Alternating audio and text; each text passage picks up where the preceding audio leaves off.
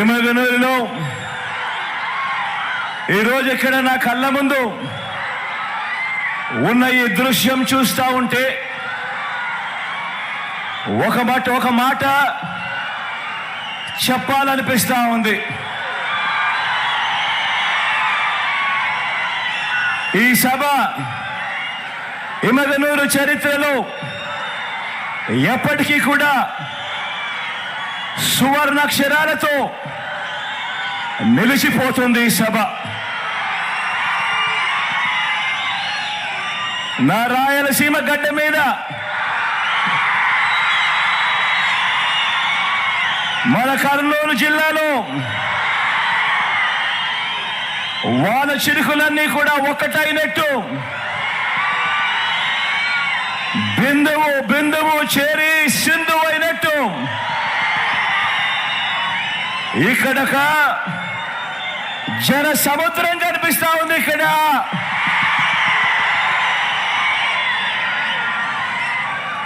మంచి చేసిన మన ప్రభుత్వానికి మద్దతుగా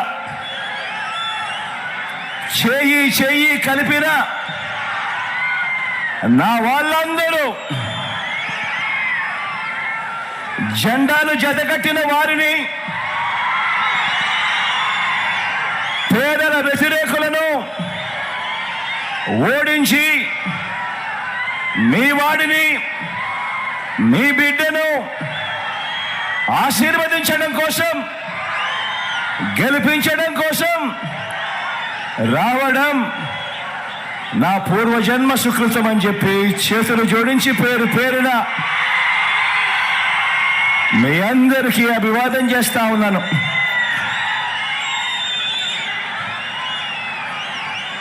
ఇక్కడే బాగున్నారా?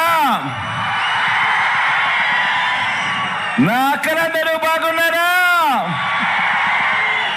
నా చెల్లెమ్మలందరూ బాగున్నారా? నా అన్నలు బాగున్నారా? నా తమ్ముళ్ళందరూ బాగున్నారా? నా అవ్వలు, నా తాతలు అందరికీ కూడా మీ జగన్ శిరస్సు వంచి చేతులు జోడించి పేరు పేరున మీ ఆప్యాయతలకు కృతజ్ఞతలు తెలుపుకుంటా ఉన్నాడు. ఈ సందర్భంగా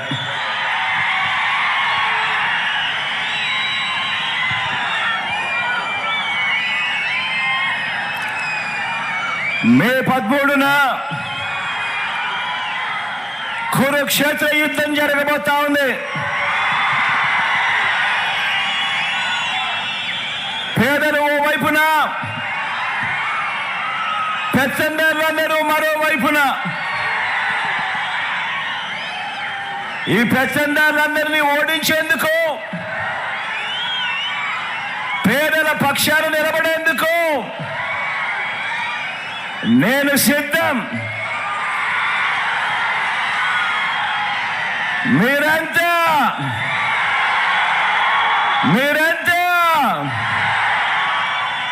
సిద్ధమేనా అని అడుగుతా ఉన్నాను.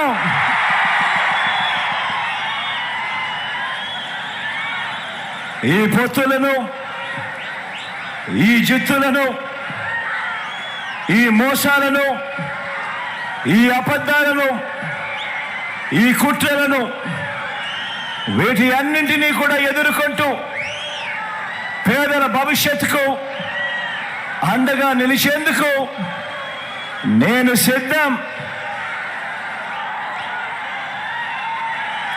మీరంతా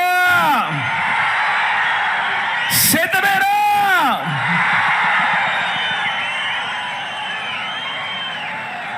ఈరోజు ఇక్కడ ఈ మహా సైన్యం ఏమి చెబుతోందో తెలుసా? ఈ సిద్ధం అని లేసే ప్రతి చెయ్యి, ప్రతి గుండె ఏమి చెబుతోందో, మా ఇంట గత 5 ఏళ్లుగా మంచి జరిగింది అని చెప్పి ప్రతి గుండె చెబుతా ఉంది, ప్రతి చెయ్యి చెబుతా ఉంది. ఈ మంచికి మేమంతా మద్దతు పలుకుతున్నామని చెబుతోంది.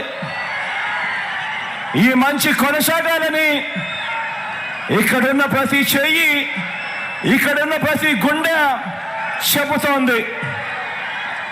మా గవర్నమెంట్ బడులు బాగుపడుతున్నాయి అని చెబుతోంది ప్రతి గుండె. మా పిల్లల చదువులు మెరుగుపడుతున్నాయి అని చెబుతా ఉంది మా ప్రతి గుండె.